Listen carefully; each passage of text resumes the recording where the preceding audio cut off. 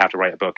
But one of the things is like once you have some kind of insight or wisdom, you kind of, I mean, I always do. You kind of almost instantly assume everyone else knows it and it's obvious, and then you move on to finding the next thing. And like you could go your whole life, you could be like you're 40, you learn a thing, and the day afterwards, you just assume everyone else knows it, Yeah, but they and these are don't. hard because yeah, wisdom is a little different than knowledge, right? Knowledge is a collective endeavor, and we can like as humanity, we can increase our knowledge one after the other, and we can share it with each other, and that's how we build civilization through increased knowledge. But wisdom is the same old stuff. It's the same stuff that was written down thousands of years ago, but wisdom cannot be transmitted. Wisdom cannot be learned by taught. Wisdom can't be learned through somebody else. Wisdom literally has to be embodied and experienced. It is Yep. experiential truth. It is embodied truth. And these are much, much more difficult truths to get. So even to the extent that you or I are creating albums or writing tweets, we're not really making people wiser. We're inspiring them to go find the wisdom that they've all and to start believing it, right? Exactly. It is to believe it.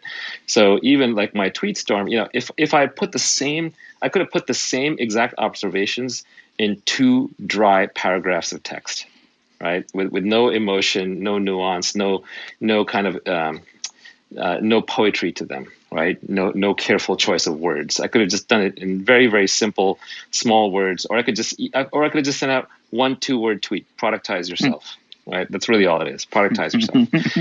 But it would have gotten nowhere, right? So there's an art here, and art is about making you feel that emotion. And I think where I really connect with your work is your work connects people like all art does, and it connects people emotionally like all great art does, but it connects them to making them wiser, not to making them feel the emotion of, oh my God, I've been through a bad breakup, I want to cry, somebody else cry with me, or I'm so happy, I want to jump and dance, somebody else jump and dance with me.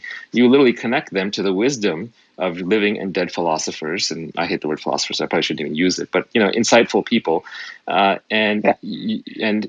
they become wiser as a consequence. I've gone for many a run or a walk listening to your Alan Watts music, which I think is like the best Alan Watts remixes available on the internet or in the Thank you. world. And they're incredible because I love Watts. I used to listen to him all the time while working out, but it gets a little dry after a while.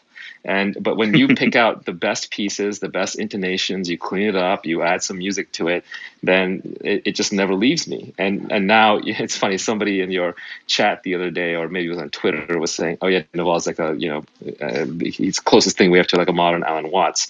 Like actually, I just read and I listened to Akira's Alan Watts, and I just really absorbed it, and I believed it at some level. I really did absorb it. Like what he's saying, almost all of it. There are a few places where I have some slight quibbles, but almost everything he's saying is true, and it's hard to deny the truth. And once you hear the truth in anything, in any domain, you feel it, it's true.